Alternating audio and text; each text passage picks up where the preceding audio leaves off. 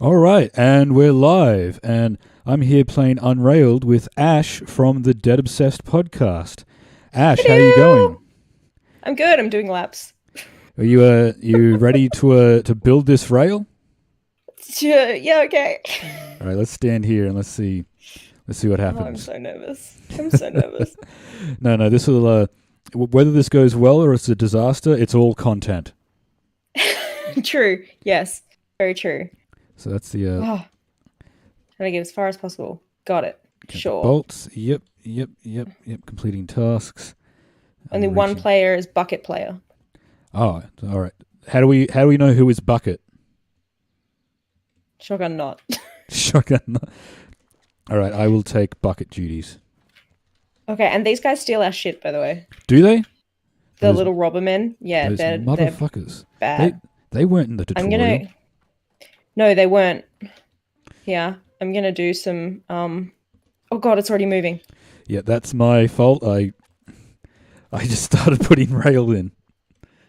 I better get to some trees then. Yeah, I'm gonna go build do some more rail. All right. While we're sorting all this out, now you're recording a podcast live for Fringe, aren't you? Yeah, so it's kind of a weird. They're stealing all the rocks.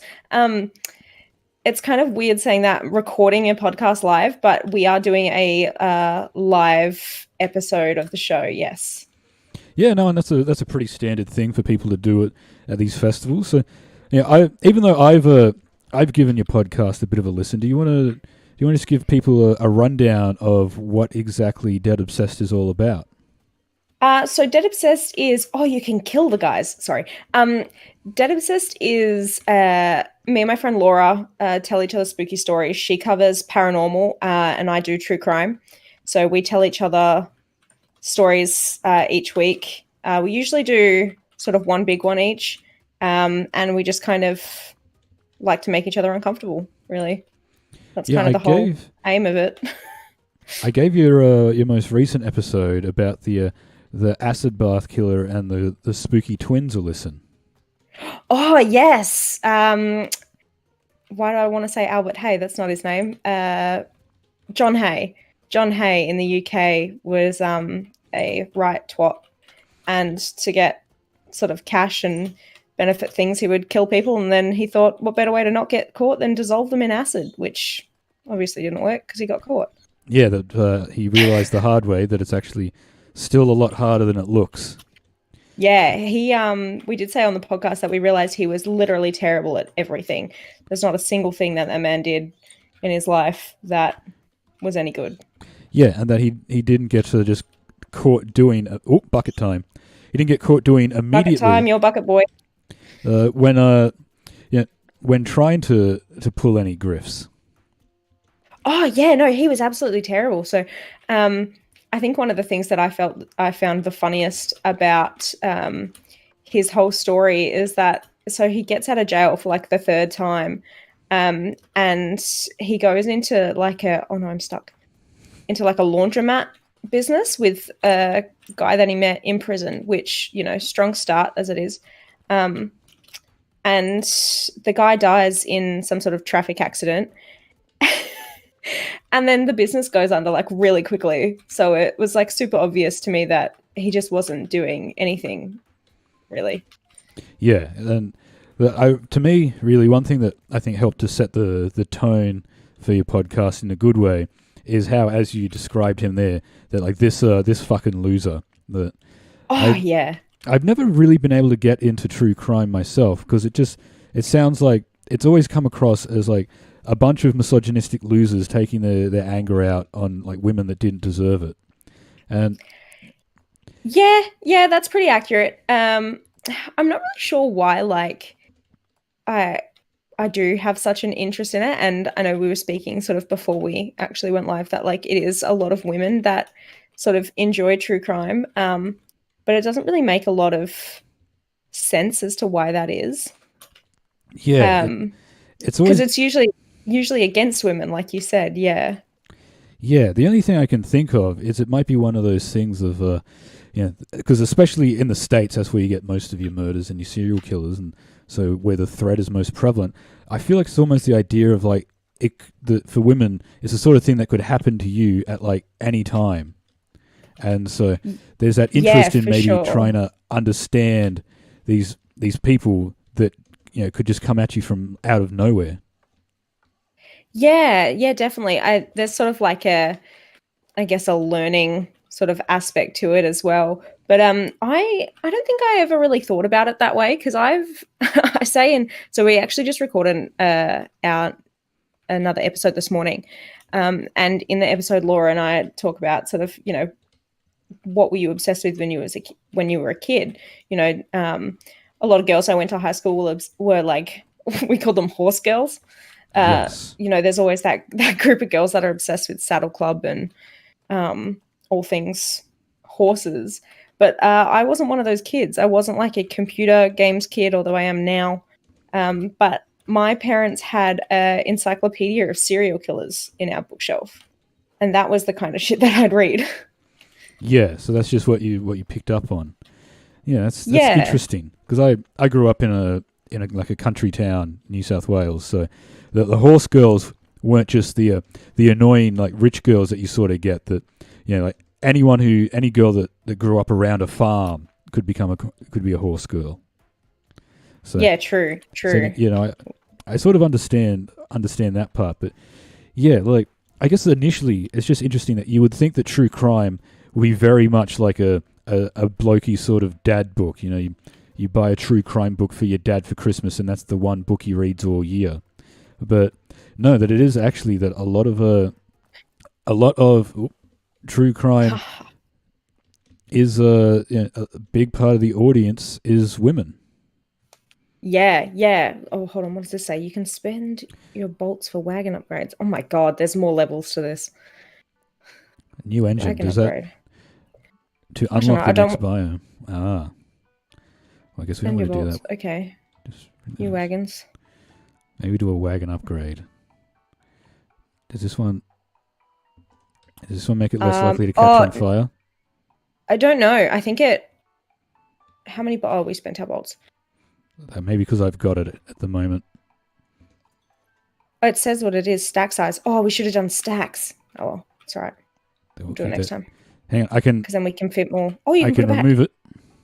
Yeah, because this way we can fit more stuff in the thing. How do I pick it up? What's happening? Should be spacebar, but I think we've spent our... Maybe I have. That's right. Oh, don't get rid of that. No, that's right. We'll keep going then. Yeah. But yeah, we'll sort of talk about that. The fascination for me isn't like so there's a really famous true crime podcast out there called My Favorite Murder. Yes. And they have a saying like, stay sexy, don't get murdered. But it just, a lot of the times when I'm looking at cases that we've done or are planning on doing, it's nighttime. I sort of am interested in them because they just don't make any friggin' sense to me. Like, how so?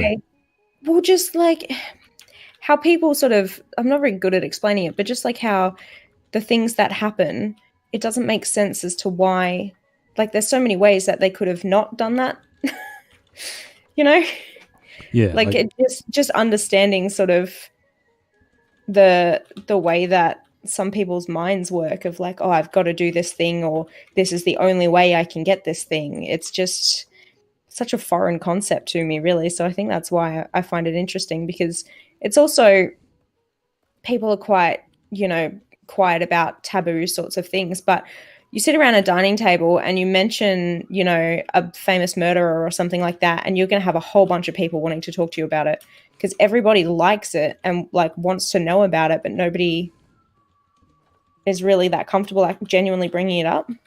And it's one of those interesting things. It's one of those more macabre things where I feel like it's that we like to discuss the these murders maybe more as a story, and maybe not really analyze sometimes like the conditions that lead these people to do these sorts of things. Because usually when you look into the people who have who end up being murderers, they live quite sad and unfortunate lives themselves.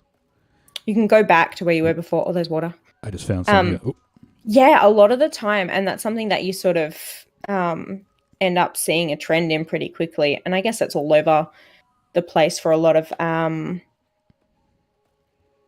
like books and sort of psychology things and all that kind of stuff, is the fact that it's, oh, I can't pick the thing up when it's on fire. The fact that it's a lot of childhood trauma that sort of accounts to becoming a murderer more than it is anything else.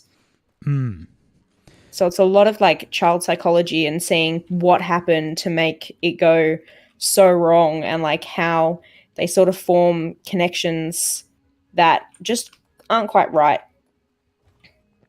Yeah, because that's what you get a lot in some of those larger ones, like the Jeffrey Dahmers and the guy that inspired Psycho and all that. That there's a bad home lives, like overbearing mother figures, and yeah. I think the most famous overbearing mother figure is Ed Gein's mum. Yes, that's probably the one that I was thinking of. Yeah, I think it was, because it's just, oh no, we can't interact with each other. Okay, there we go. Yeah, and it's just crazy to see like how even sometimes it's not even like an entire childhood, but how some small events like that really go to sort of screw somebody up forever. Yeah, and then just the way that it then manifests.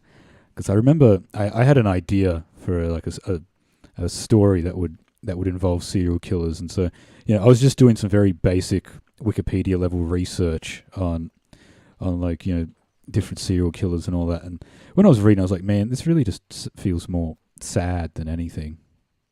Yeah, I think a lot of people get sort of quite easily disturbed and sort of upset when they sort of look too far into it, but I don't really have that reaction. I think I just sort of somehow I'm able to, I guess, kind of remove myself from it because I find it more interesting. I think a little bit more about the whys rather than the whats, if that makes sense.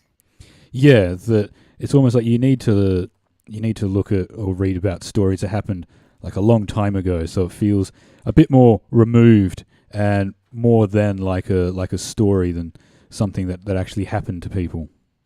Yeah. And I think like I was always a big sort of horror and supernatural mystery sort of fan as well. So I think that kind of plays into it, is that I grew up with a lot of fiction sort of influences. Oh no, can I pick that up? Okay, yes. A lot of fiction writing to do with that kind of thing. So I think sometimes my brain just sort of forgets that it's a real thing, which can be a bit dangerous, but also makes it a bit easier to actually do the thing. Yeah, and that makes sense because I've like read a bit of Stephen King and watched some movies, but I've never been a big horror fan. Not because I don't like it, but I've found that it just doesn't scare me. Like it's all very since it's all such made up stuff that I don't get scared by it the way that some of those much less tangible but real adult fears sort of affect you. Yeah, I think that's the same sort of thing for me. Like I don't really get too spooked by, I guess, those sorts of things, but like older, I've said this before, the scariest thing for me is not like being murdered in the middle of the night or whatever it is, or somebody breaking into my house, but like dying of old age where I can't like help myself. Yeah. No, I think that's my bigger fear rather than, somebody breaking into my house or something like that. I tell you, the book that made me lose sleep more recently was The Grapes of Wrath, and not because it's a horror story or anything, a way you could sort of see it as one, but more just because it's about like work and workers' rights and labor and all that. But, when I didn't have a job and I was trying to figure out how to pay the rent, and I was reading a book that was entirely about that, didn't put me in a good headspace when I tried to go to sleep afterwards. No, it definitely wouldn't. And we're going to need to build another ramp off to the side of this as well if we want to be able to walk across it while the train's on it. That's good thinking. All right, let me get the wood up here. There we go. Give us a little bit more room Yeah, to play cool. with. Oh, we got some achievements. No, they're all locked though, aren't they? But yeah, so that's I the think I'm thing. gonna It's do start with them. all those adult things that just aren't quite as fun and scary as like a murderer or a slasher or whatever. You know, the large hooded figure in the boiler suit. Yeah, the hooded figure in the boiler suit. Yeah. It's it's really strange to sort of when you try and think about why you like these things. I want this. Hey, go ahead, Yeah. drop it on there. Big stacks. I don't think that worked. Oh, Let's see, we have one bolt. no, I think we have to attach them to the back of the train. Ah, Like this. No, that didn't work. let me try. Maybe because I made the lobby that I need to make the purchasing decisions. Yeah, it's got this weird. That looks like it did something. All right, Cool. let's Done. stand here and see what happens. But I yeah, listen to a lot of true crime podcasts, and like it's especially with lockdown, it's been like I've done essentially nothing else. Oh, should I not lay these? Should I wait until we're a little bit? Oh no, it's it looks like he's anyway. counting down, so you better get it on there anyway. All good, all good. We're all good. Everything's fine. Yeah, I sort of listen to it like more than I don't really listen to music anymore. Like that's how much it is right now. I'll just be listening to true crime podcasts, and I've wanted to do my own for a really long time because I find the research in that extremely enjoyable as well. Yeah, and that's something I wanted to ask you about, how you go about doing your research. Well, it's a little bit easier for me, I think, than it is for Laura, because Laura has to, I think it's so good. We can put so many more things in here. Laura has to go and search a little bit more because some things I guess they just aren't covered as well paranormal wise. There's lots of room for things to move and change and just be not quite right and the wrong sort of accounts and that. Whereas true crime, it's a lot of, legal proceedings and all that kind of stuff. So it's all quite well documented. Yeah, that a lot of that paranormal stuff, it's a bit harder when it can be more fanciful, and especially these days, all that stuff just getting easier and easier to debunk. Yeah, and there's like the whole thing of, especially with like haunted places. We did for Halloween. Laura did the Ararat mental asylum. Oh, I actually one of my last streams, I was talking to Hannah from the Grace Dance Company, and they actually went and did some dancing there as part of their Fringe show. Oh my God, that's amazing! And she even said that they agreed up front that they weren't going to do anything there at nighttime, that they would only shoot during the day. Wow, yeah, because you can actually. Oh, I'm stuck. You can actually do tours there, although they've stopped them for now because the hospital's filled with lead paint. But Laura was sort of talking about all the different experiences that people have had there. And it's just kind of insane because they all sort of say similar things, but then there's so many contradictory sources that sort of say, no, that's not what happened. Like, this is, how it goes. Whereas it's a lot harder to dispute the facts on a crime that's actually been reported, evidence gone through all the trial and all that kind of stuff. Yeah. I've got it a little bit easier than she does, that's for sure, when it comes to that. That a body is much easier much easier evidence than a ghost. Yeah, for sure. So a lot of my research, I usually try and find like a minimum of 6 or 5 or 6 sort of sources. Now they can be articles. I did read an entire court transcript for a couple, and then it's personal knowledge and just sort of like a lot of people are interested in it, so it's not that hard to find those sorts of things. Although you do get some where the source is quite, I guess, sparing about a certain fact, but the fact is almost too interesting to not mention. So it's a bit of a juggle to figure out how to approach that wisely, because you are talking about real people that have gone through like some traumatic stuff and that have been taken away from other real people. So it's a bit harder than talking about ghosts that may or may not be real in that sense as well. Yeah, and it's one of those things that even with a lot of court cases, you realise that it does come down to the he said she said bullshit a lot more than you'd think, and that Oh yeah, for sure. that the facts of what happened can still be disputed a lot more. Yeah, and especially like when you go and you look at defense cases and things like that, the way that they try and spin it, and when there's circumstantial evidence or when there's no evidence at all, it's also kind of infuriating. And sometimes you get those situations where it's that actually both parties were kind of doing the wrong thing, and so it's more about who did the most wrong thing. Yeah, yeah. Well, what did we do recently? I'm just worried about these cows. Are they going to be an issue, do we think?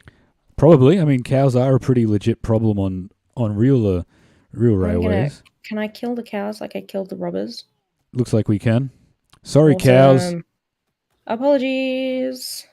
But yeah, no, that's a good thing to ask though. Are there any like the top of your head like interesting stories that you've covered on the podcast already?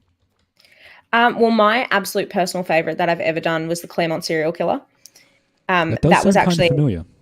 That was actually our first episode. So it's my hometown murder essentially, because I'm originally from Perth, WA. And it was only recently, within the last couple of months, that he was convicted. Okay. Put on trial and convicted. We haven't got sentencing yet. That'll be in December. But in the 80s and 90s, he went and I can't believe I've just forgotten his name. Give me 2 seconds. Claremont.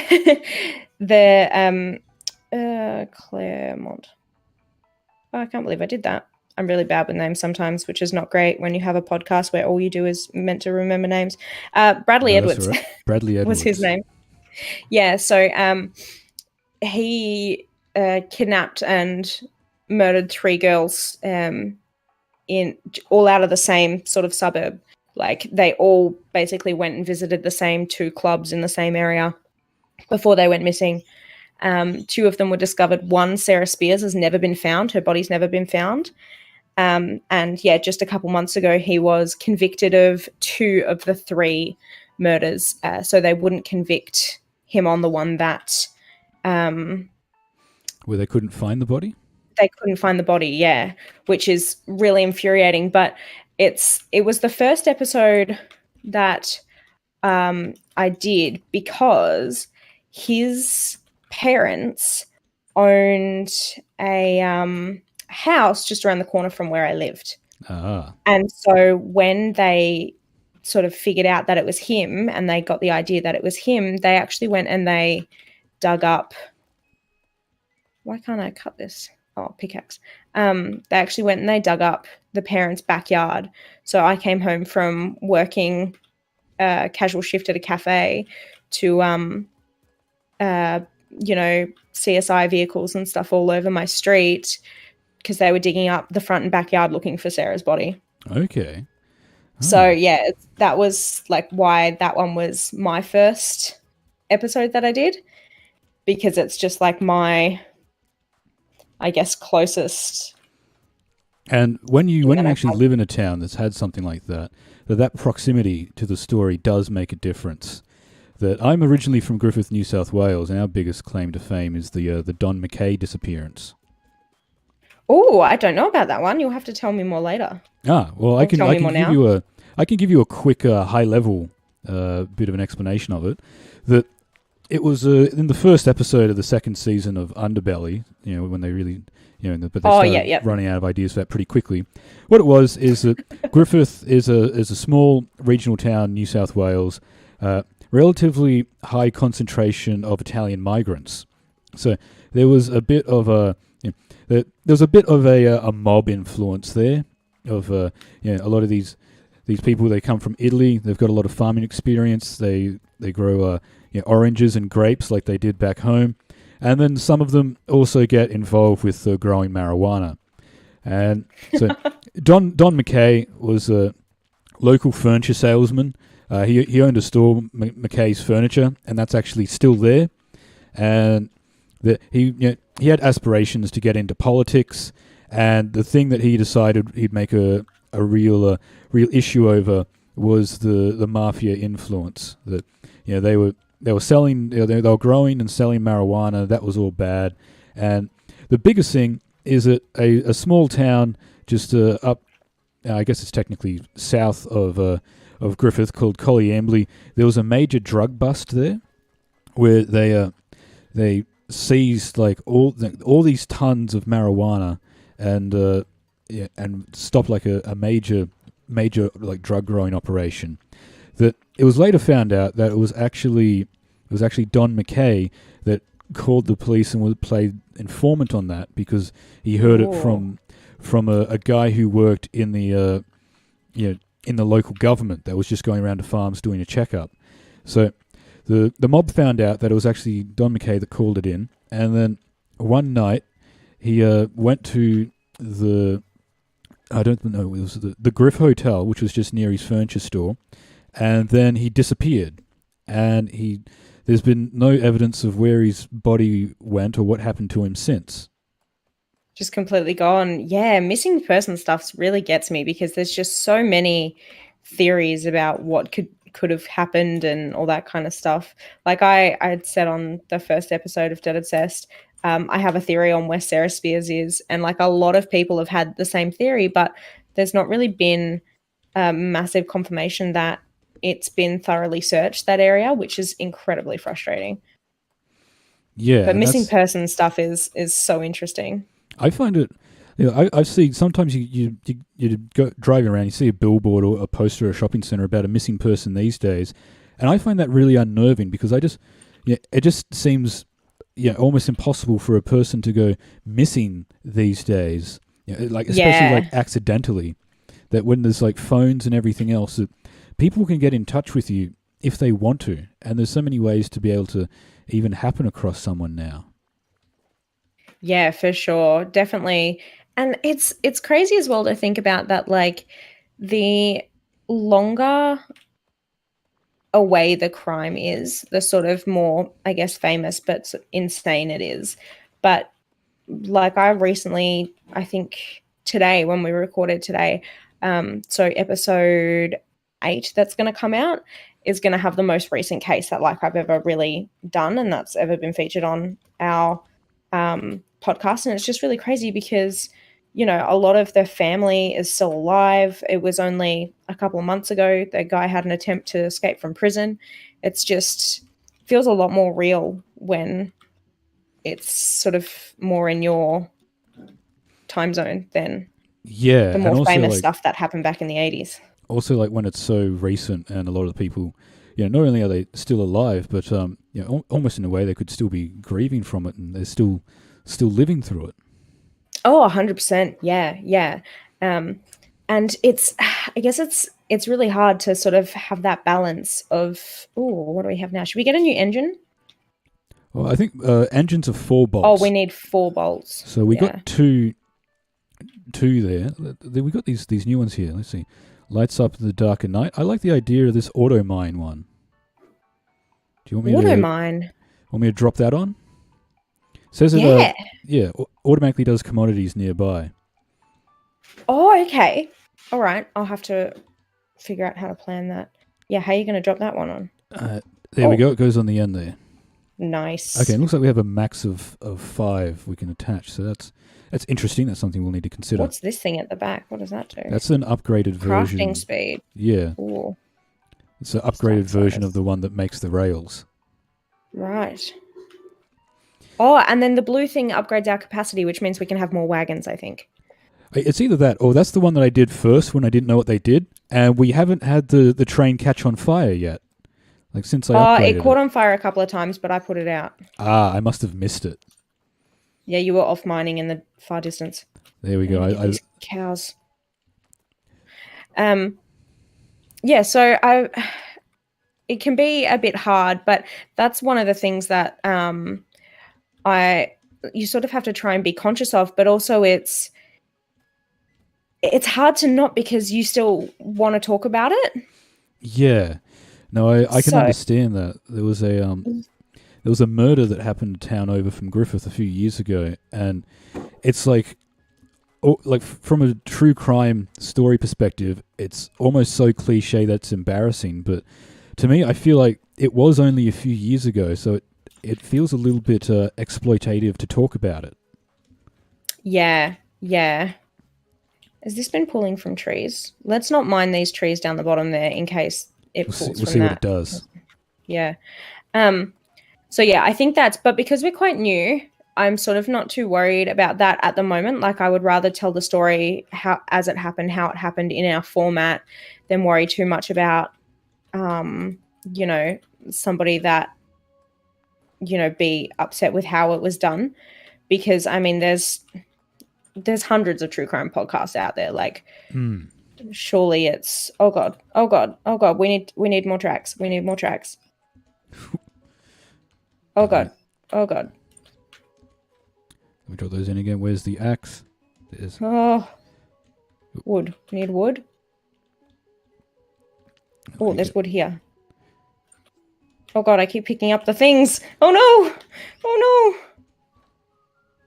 Quick, run, little penguin. Okay, cool. Whew. All right, that was scary. I can't remember what I was saying now.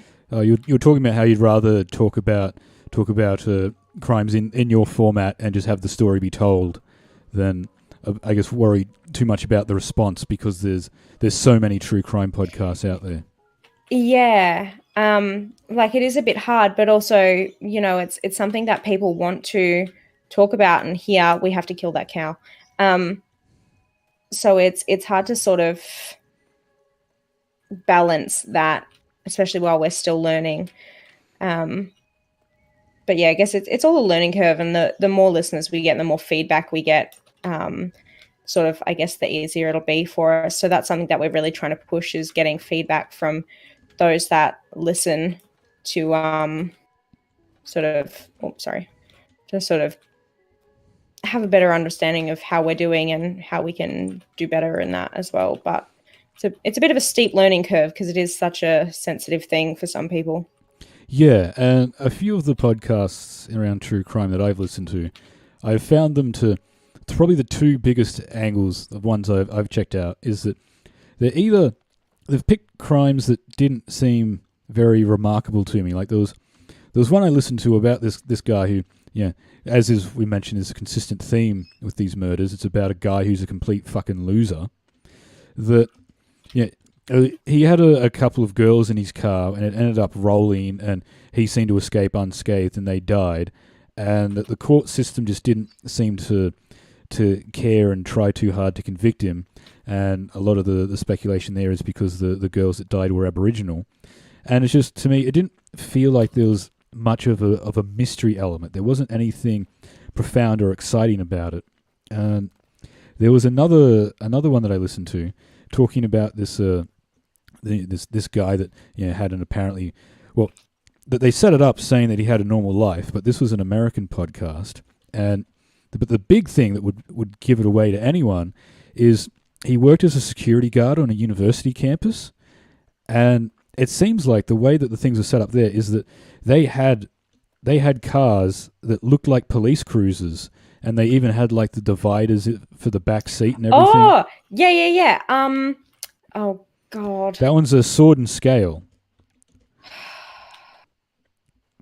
Was the one that I listened to, but it was just one part of it in that is that this guy, after he finally admitted to his wife that he pretty much like raped and murdered this university age girl, that he then just flees the state. Like, he grabs his gun, takes some people hostage, and gets them to drive the car for him, and then he calls the police and tells them that he doesn't want them to attack him when when that he finally pulls over because he wants everyone to know that he's a good guy and he's sorry that everything happened. And the narrator on that episode was like, "Oh, he killed someone and he wants everyone to know that he's a good guy. What a douche!" And I'm like, he just fucking killed a person. Like, yeah, I think that's really underselling it.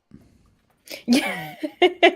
Yeah, I get what you mean. I guess it's really hard because like nobody will ever have an appropriate reaction to anybody else. A lot of the time people are like, my reaction is an appropriate reaction when nobody's really is. Like, you just can't. It's just such an I guess like a anomaly that just nobody really fully understands. So it's hard to know, I guess, how to react to anything in particular. Yeah. Oh, we're on fire. I got it. Yep. I got it.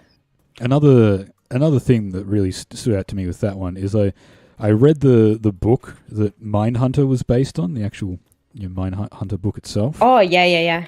And that was very informative because, like years ago I read the Hannibal Lecter series of novels by Thomas Harris, and he actually sat in on some of the lectures by the guy who wrote Mindhunter. So that formed a lot of the basis for the characters. Oh, that's amazing. Yeah, so formed the basis for characters like William Graham from Red Dragon and even Hannibal Lecter. And then when you go back and examine things like Silence of the Lambs and like Francis Dolarhyde from Red Dragon, after looking at Mindhunter, you do see how he really just hit all the key tropes from the Mindhunter like psychological profiling.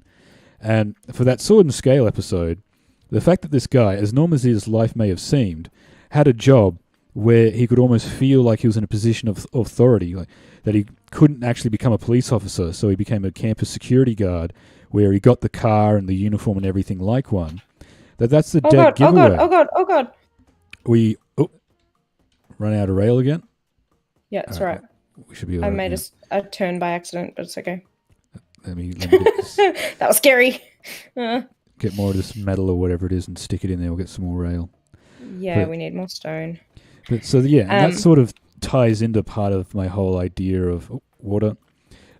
Of why I guess after you read something like Mindhunter and you have a better idea of what makes a serial killer, perhaps that's what takes some of the fun out of it. That it's like, well, yeah, this guy, he became a security guard so he could be in control of other people, and that he may not have displayed any explicit tendencies of being a murderer, but there was probably things in the background, maybe a lot of stuff that potentially his wife could have made excuses for, and that at one point, yeah, he just went through with it. Yeah, and I think the more you sort of look into it, the more, like I said before, the more patterns you see. But for me, it's still fascinating all the time, regardless, like just the specific things that make people snap or what they actually somehow manage to do when, there's more burglars over there, when the entire time it's been ingrained in of you to like not do those things. I think we need to put something in there for the auto mine to work. So I've just put... What does it do?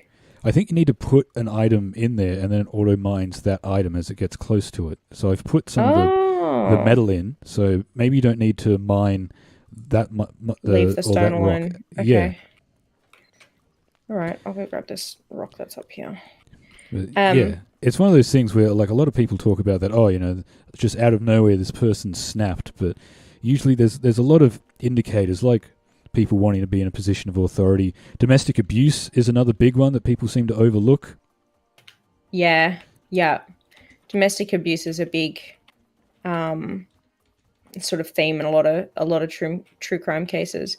I just have this fascination or this, appeal in talking about things that people think sort of shouldn't be spoken about, because I don't feel like that's healthy in any way, which is kind of what I do for most things, like mental health stuff and all that kind as well. I'm quite big on, having those conversations all the time, because like things being taboo is a bit ridiculous to me. Yeah, it is one of those things where if you don't talk about something, then you can't really understand it or make sense of it a bit more to, if it is a problem, to try fix it. Yeah. And that leads into another good talking point that your podcast there, Dead Obsessed, is part of a larger network through your organisation, the Lounge Room, and another one of your podcasts is called what was it? It's Not As Fucked. Not As Fucked, yeah, which does tie into talk about themes of mental health a lot more. So yeah, so the purpose of I feel like it's destroying that stuff that we put on the end of there, just quietly. Not As Fucked is all about just having conversations about mental health things, because a lot of people don't know how to react, or not speaking about that kind of stuff can really make everything a lot worse, because you feel like you have to hide it, which I just think is insane. So yeah, friend Tate and I, so Tate's up in Sydney, I'm down here in Melbourne. He and I weekly will have a chat. Everything's on fire. We try and have conversations that are not really anything in particular. So we've recently just done a bit of an overhaul on the project itself, for to not be as forced, I guess, because we were picking specific. Oh no, I'm stuck. Oh no, we can't get to the thing. Hold on, let me stuff in the way. Let me put down a bit of. There you go. You got a bridge. Okay. Oh. Okay. Thank God. All right. Yeah. So you weren't trying to force the format as much. Yeah. So the conversations at the start were quite good, because we were, we'd pick a topic and then we would have a conversation around that topic, and it would usually be mental health focused. But as time went on, we got, I think, about 15 episodes in, and we started to feel like maybe it was a little bit forced in that aspect, that we were having a bit of a hard time having these conversations around mental health, when the whole point of it was to have mental health not be a big deal in conversations. Yeah. That it's almost like a background recurrent theme, but it doesn't need to be as hard and fast. Yeah, like we wanted to make it so that it was fine to it felt more natural to be able to just, in a conversation, if something mental health related comes up, it's not the biggest deal in the world to talk about it. Yeah. So I was just going to say that Not As Fucked actually came first before Dead Obsessed did. Okay. Yeah, so Not As Fucked has been, we need wood. Been, I think we're up to, took about a month break, but we're up to about 16 episodes now. We're going to crash. There's no trees. Yeah, the only trees we can find are over there on the other island. side. And we need wood to make a bridge. All right, let's watch this happen. Oh, gosh. Bye, train. I think we had a pretty good run there. We were doing quite well. What do we get? 187 meters? Oh, damn. I think we did. But yeah, so Not As Fucked came first. Not As Fucked came first before Dead Obsessed. And then I found I was having quite a bit of fun. So I am the owner and operator of the Lounge Room. So I came up with that because I wanted a place to host a bunch of other media projects. So I have a degree in screen production. So I have that background. I stream. I do all sorts of different things. I write. I've recently written a stage show that I'm hoping for Melbourne Fringe next year. Okay.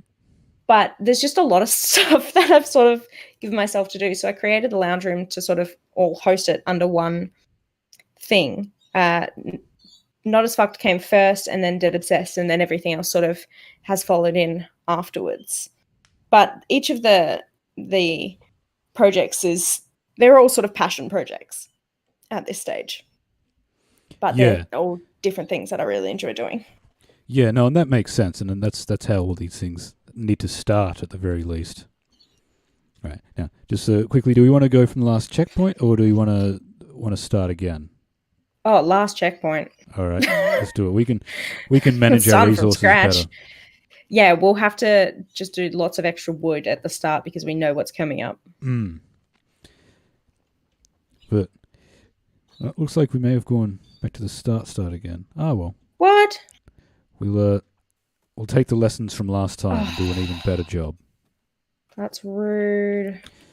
Okay. But yeah, no, I've done a bit of a similar thing with the whole Tom Bruzzo thing that I just made it a website, and I just figured I'll name everything that I do, like Tom Bruzzo related in some way, and it can all just fall under that umbrella.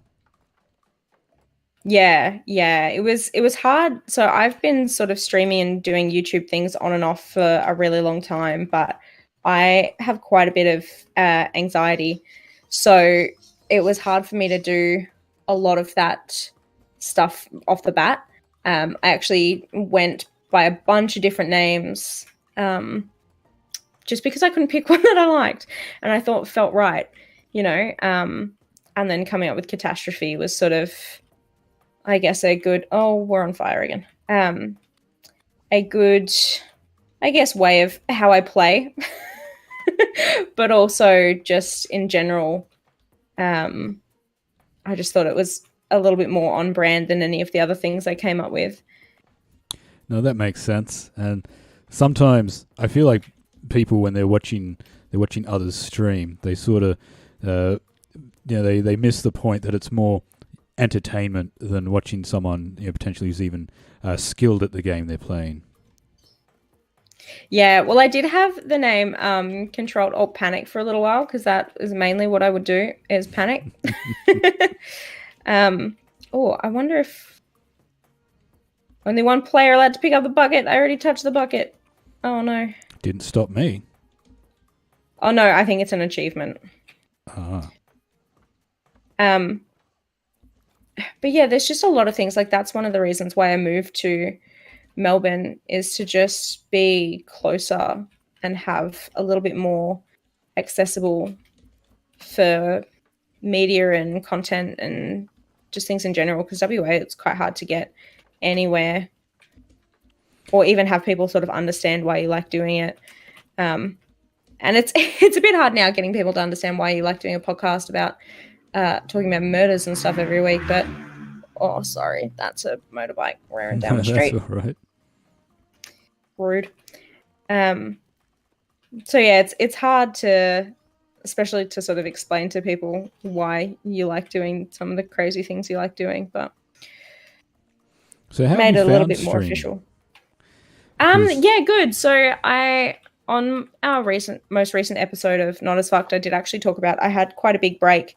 I was playing quite a lot of Valorant, and some other games like multiplayer games, and then I had just one really small incident where somebody asked me to leave a game for their friend to join, rather than going to join their friend in their own party or whatever it was, and that really busted my confidence up quite a lot, so that I actually stopped playing for like 6 months. And I don't mean just like playing and streaming, just playing video games in general. Ooh, so not even like the single player stuff.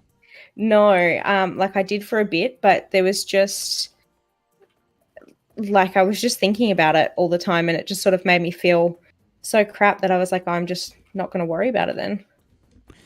Yeah. So yeah, that's one of the things I brought up in Not As Fucked recently.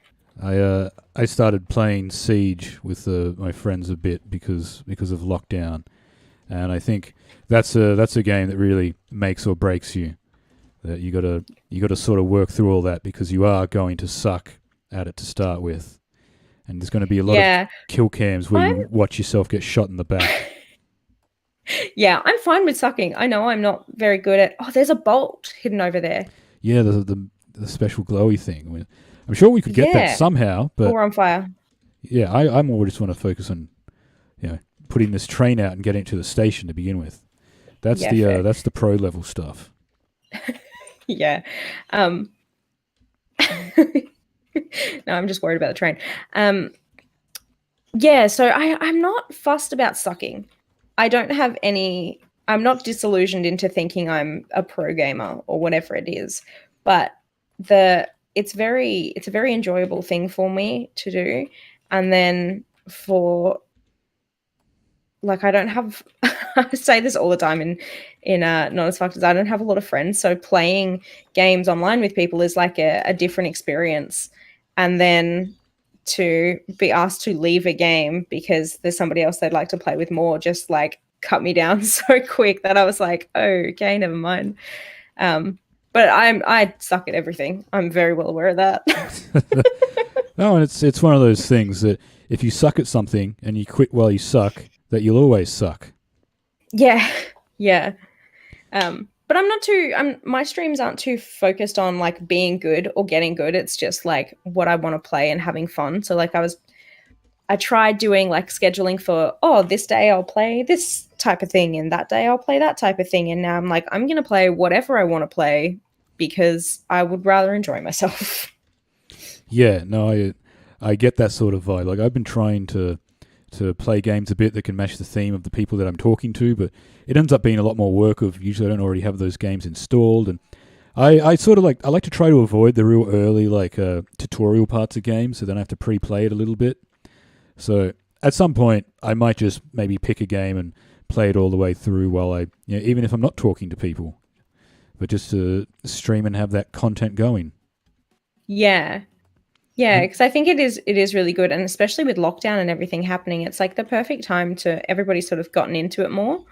Um, so I think podcasts and podcasting has really taken off, as well as watching streamers and being a streamer and stuff like that. It's really sort of gone nuts because you can all do it from home.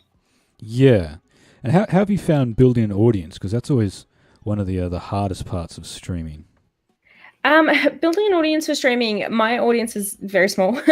But I actually started a couple months ago Twitch Girls Australia. So it's just a bunch of uh, female and non-binary friends that all stream, hanging out and supporting each other and things like that, which has been really good. Because, oh no, I've trapped myself. Hold on, I got the axe over here. I'll cut down some trees for you. Yeah, okay.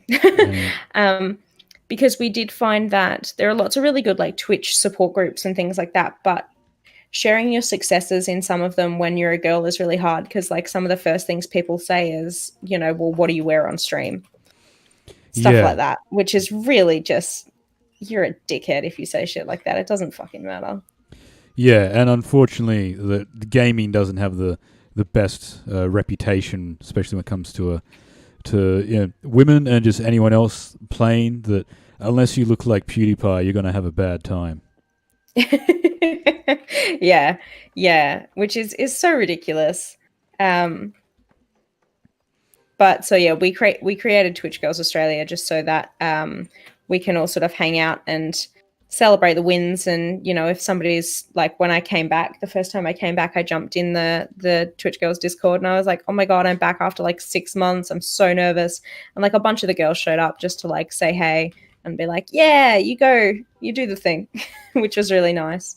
Yeah, that is good. And that's sort of the only streamers I've sort of been really getting into recently has been, I don't know if you've seen the VTubers out there, like the HoloLive ones. No, I haven't. You should check them out. So there's a company in Japan called HoloLive, and their whole thing is that all the girls that stream for them, they use like the face capture technology on the new iPhone and project that onto like a 2D anime avatar, and so that sounds great. Yeah, and they all like kind of play a bit of characters, play up certain elements of their personality, and that's what they do when they stream. And like that's fun because they're all just like really dumb and really cute and all that. But there's probably about 25 girls that are part of a HoloLive at the moment, and they've just developed a really good community amongst themselves. They all get along with each other. They're all like best friends, and like with the whole anime trope of like trying to discuss who's best girl, that it's a very hard one to pick because it's like they're all good. Yeah. Well, I found something I found when I joined Twitter recently was the true crime podcast community. Everybody's so insanely wonderful. Like, which I guess you have to all be kind of like the similar sort of person to have a true crime podcast and listen to a true crime podcast, but also have one that's interlaced with like comedy and trying not to take things too seriously. Because with the nature of the kind of stuff that we talk about, like if you make it really serious and it's something that, you know, then it can be even more sort of, I guess, traumatic and harder to deal with. Whereas if it's interlaced with just a little bit of comedy, or you make fun of the stupid things, like makes it a little bit easier to handle. Yeah, that if it's too serious, that's when it is just a bummer. Yeah, exactly. So I think that's another thing that you sort of got to balance. And it's probably one of those things as well, where there's a perspective that everyone's like, well, we're all in this together, that people can listen to more than one podcast, that just because someone else has a true crime podcast doesn't mean they're your direct competitor. Yeah, well, we actually do these things on the Twitter. If you follow many true crime podcasts, you'll see a lot of the smaller ones, not so much the bigger ones like Crime Junkie or Morbid or anything. But it's called Follow Friday. So they sort of... Oh, they'll do shout-outs for each other. They do big shout-outs and things like that of like, if you like my stuff or if you like this or if you like that, go check these guys out. They do something similar, but a bit different, so... It's quite good. Everybody's quite supportive, which is really nice. Yeah, and it's that old case of you go and be guests on each other's podcasts, and that's how you can build an audience, by sharing your listener base. Yeah, exactly. Because, I more listen to podcasts for a lot of like a leftist and political stuff, and it's much the same deal there, that a new one starts up, and then they'll get guests from all the other shows, and then they end up feeling like they're one of the big dogs, even if they've been around for less than a year, just because they've got this community of all the other podcasts there behind them. Yeah. So I find that the podcasting and streaming community is quite good. It's just, I guess, audiences just kind of need to remember that like everybody's a real person. Yeah, and I think that can seem to get a bit lost. That's definitely part of it. Then when someone's like a public figure in any sense, that then people tend to make a lot of assumptions about them and such. And it's those what do they call it again? Those relationships where you think you know someone just through listening to them online. The parasocial relationships. Yeah. I try to avoid that by one of the biggest things I do is just try not to actually look up the podcast that I listen to and know what the people look like. So that way I can be like, these people aren't even real. That I don't know who they are, because they're nothing but voices in my ears once a week. Right. Yeah. Well, I think that's something that like you just, we're on fire. Where's the bucket? Oh, it's over here. I'll finish putting this down. You got it? Okay. Yep, I got it. Yeah, something that we're talking about doing is kind of trying to integrate the lounge room with more things. So trying to make extra content on any of the platforms, and sort of get everyone from either side involved in things and just sort of spread it out a bit. But it's trying to get that to work time-wise is a bit of a challenge at the moment. I just realized I wasn't doing anything. No, that's all right. Wait, no, that's just wood. That's not fucking railway. I've got railway here. Yeah, no, it is hard, especially to do those larger, more coordinated efforts when it is still very much a hobby style thing at the moment. That when you either get those Patreon dollars or the ad money flowing in, that it's a lot easier to coordinate those things together. Yeah. And like I work full-time. I work from home, but I work full-time as well. So it's just trying to get all that sort of stuff balanced. So scheduling is kind of like my life at the moment. Yeah. I think... How are we going? It's coming up to an hour on the stream here now, but I've sort of become much the same, where if it's not in my calendar, I just end up forgetting about it and it doesn't happen. Oh, yeah, for sure. Yeah, I sort of live by my calendar, but it can get a bit... So I'm a host on 2 of the podcasts. I do my streams 3 times a week, and then I also edit the podcast. And I'm in charge of like the Instagrams, the socials and stuff. So I'm sort of doing quite a lot. So my time management skills have taken a bit of a kick to make sure they're all up to scratch at the moment. That's kind of my deal that I'm trying to sort out at the moment. Yeah, but the fringe show will be good. Yeah, and that's good to mention that because you're actually recording an episode live. Yeah, so we're doing a Melbourne centric episode this Wednesday.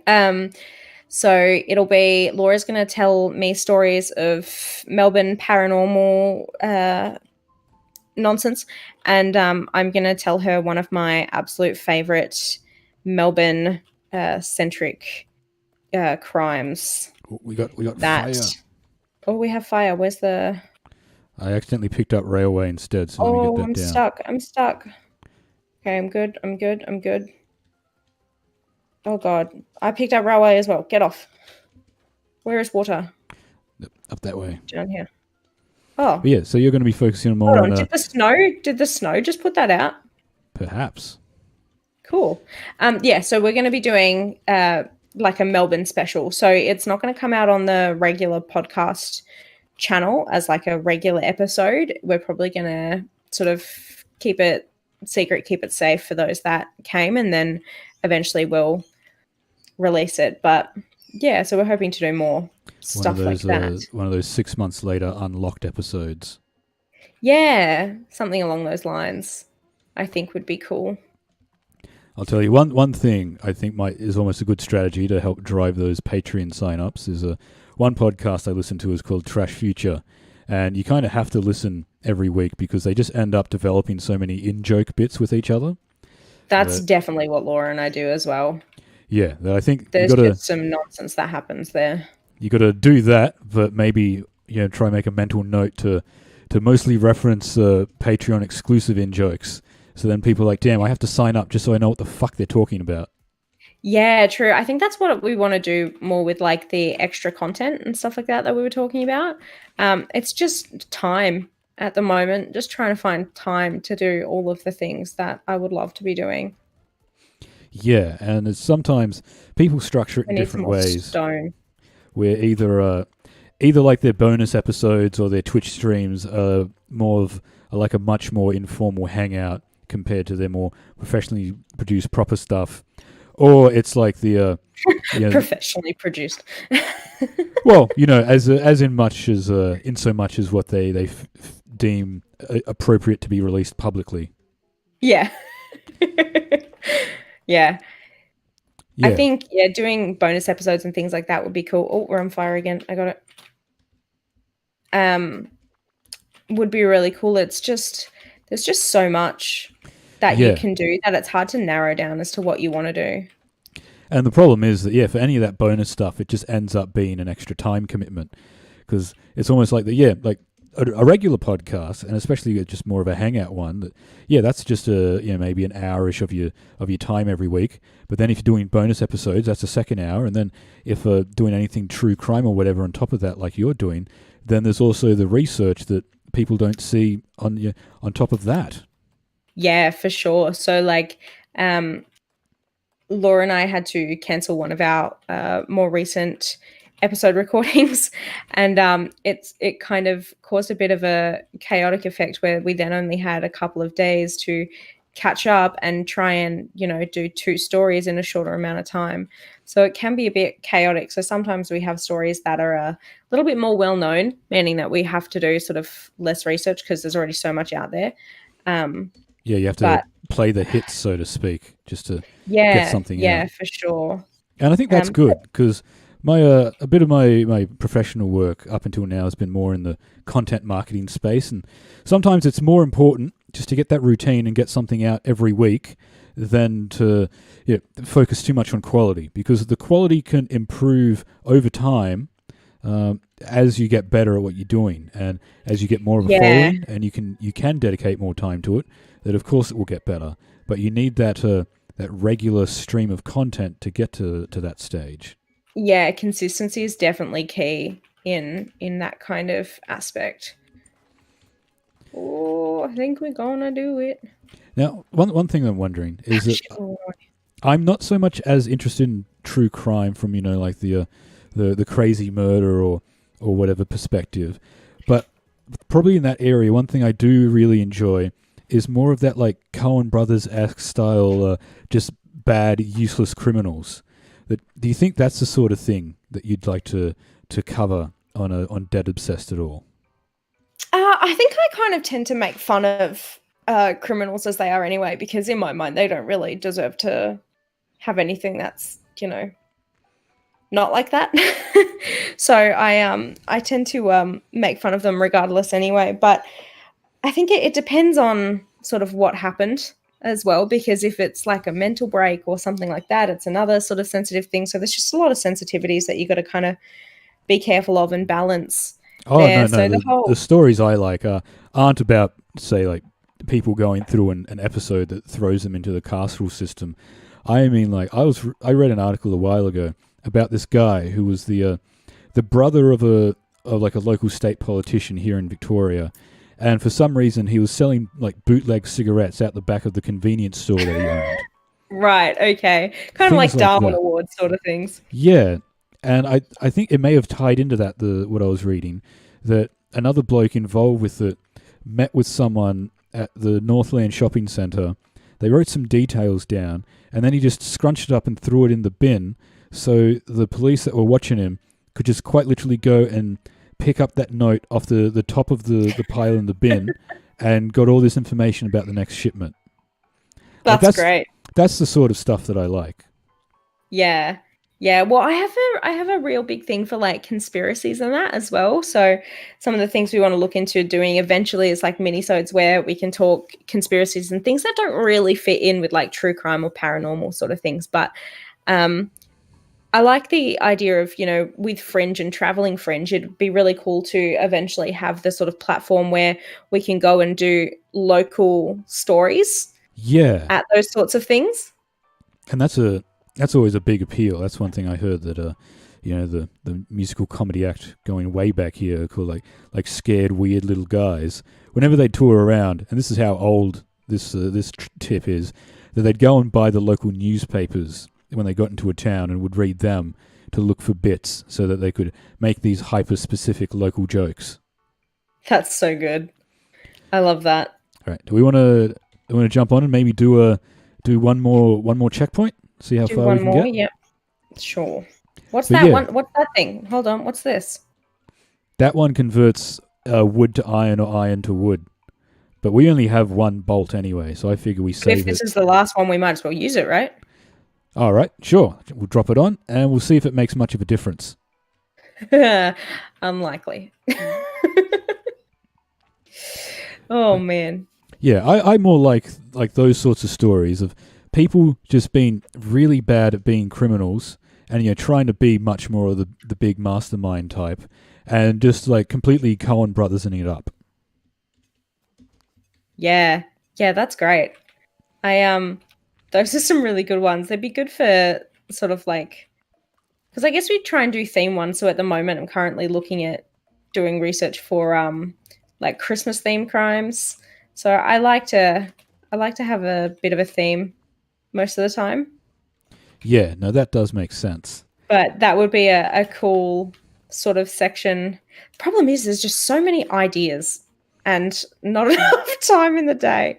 Because even when we were doing with Not As Fucked, like we were sort of rehauling the way that we were doing it so that it's more about, we have randomly generated topic discussions now. Okay. And then that sort of gets into that way. Oh, I think this thing that we got will be quite handy. Hey, look at that. It's already pumping out some stone. Yeah. So maybe if you just keep going with wood, and we'll just keep collecting wood and turn it into that stuff. Yeah, I guess it's not as quick though.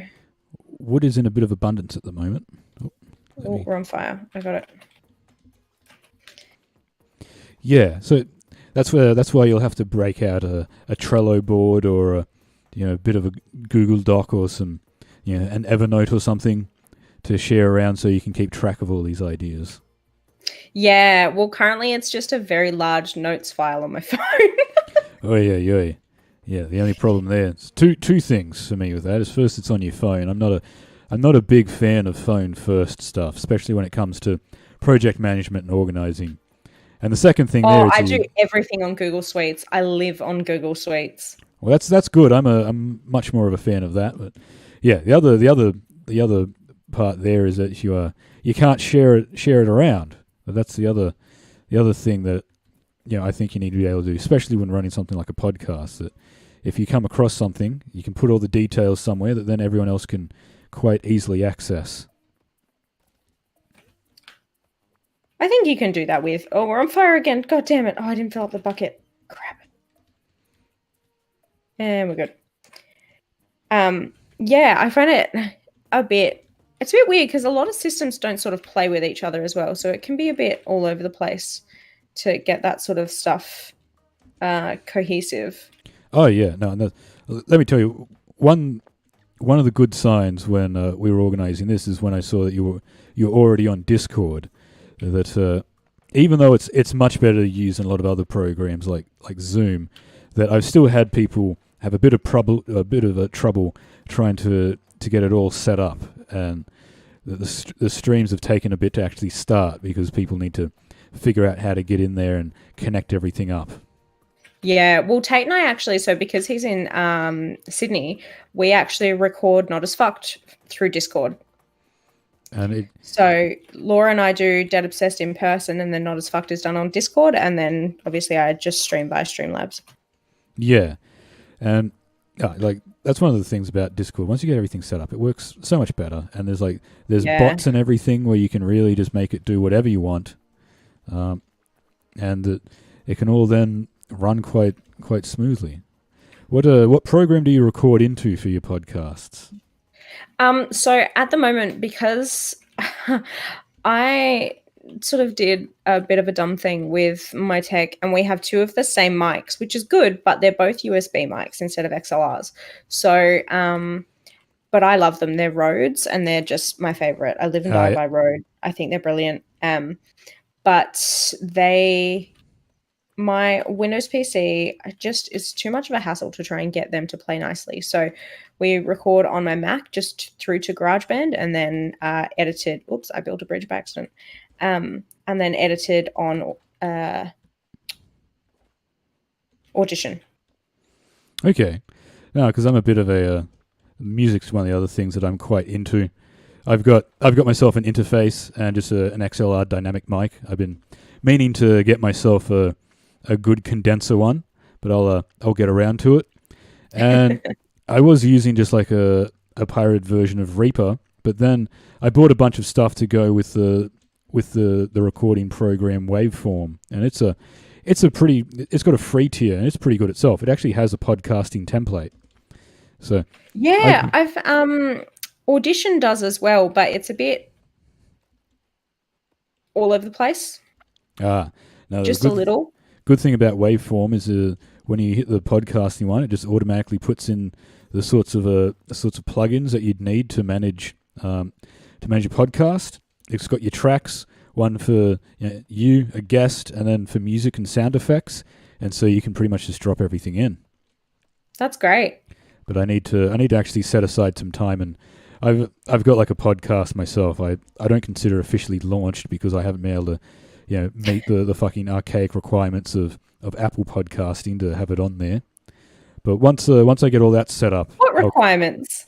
It's very strict with what you need to do, like the size of your image and everything else.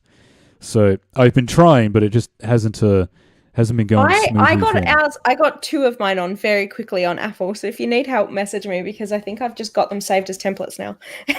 I might need to do that because I've never been an Apple user up until now. So like I had to download iTunes and all that to get it all set up. So that's probably part of it. I've managed to stay out of the Apple ecosystem completely up until now.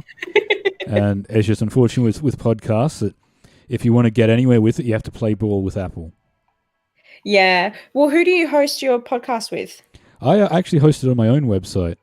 that I use Oh, this WordPress plugin called something like Seriously Simple Podcasting, and it uses the hosting space for your actual website. That you just upload your audio files there, and it generates the RSS and everything for you. oh wow. Yeah, we use Transistor just because it's easier to have all the analytics and everything in one spot, and you can launch to Apple and everything in like 2 clicks. Yeah, no, I'm already paying for hosting space for a website. My podcast can go on there too, and so I guess Yeah, just fair. the only downside is then I need to sort all this other stuff out myself. Yeah. Yeah, well, it took me a little bit of time with Not As Fucked, but when Dead Obsessed came around, it was a lot easier. So practice makes perfect. And then once you've set up one, I think you can see how there's all these podcasting networks that just pop up like Earwolf and Forever Dog and everything. That once you've done one, it becomes so much easier just to roll out another one. Yeah, yeah. Once you've got everything in play and you know what you're doing, yeah, that's kind of what happened to me. All right. Well, how about we've gone a bit over what we usually do. So Hmm. if you want, we can wrap up here. But just before we do, we've talked about Dead Obsessed and how you've got your live show this week. So do you want to Yeah. give people details for that, and we can wrap up? Yeah, sure. So, Dead Obsessed Live, Digital Melbourne Fringe. That's this Wednesday, the 25th of November. It's at 6 p.m. And all you have to do is hop on the website or any of the Dead Obsessed socials. I can just see your little penguin running in circles. And the links are all in there to get tickets. You can watch it from anywhere you have internet. You don't need to have accounts, things like that. You can just watch straight away off your phone, whatever. And then just go and check out theloungeroom.co. That's where everything's hosted there. You can see and hear the new episodes of both podcasts. There's stream links. There's information about stage shows and stuff that we're doing coming up. And yeah, just join the newsletter and come have a good time. All right, that's great. And I saw that you're streaming The Witcher 3 at the moment. Yeah, so I'm really bad at it, but I'm having a good time. No, I'll need to check it out. I'm probably one of the few people that have played the first two games and not the third.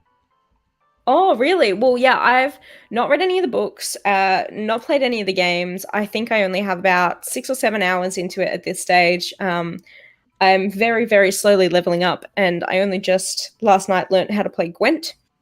Ah, yes. Um, and I had my chat coaching me the whole way through because I did not know what I was doing. So, yeah, come and join on streams. I stream every Tuesday, Thursday, and Saturday night. And it's a time. Not going to say good time, not going to say a bad time. It's just a time. No, and sometimes that's good. That's the best sort. Yeah, it's me stumbling my way through whatever I feel like playing at the time. But at the moment, it's a lot of Witcher. All right. Well, thanks for jumping on with me, Ash. It was great Thanks for having you. having me. Yeah, no, that's fine. And yeah, this was a lot of fun. That maybe I can and guest on one of your things at some point, but I'll definitely have to have you back on here again. Yeah, for sure. We'll definitely you keep that mob story, and you can come in on Dead Obsessed and tell us that story. All right, sure. Sounds good. All All right, right. thank you. See you later. Bye. Bye.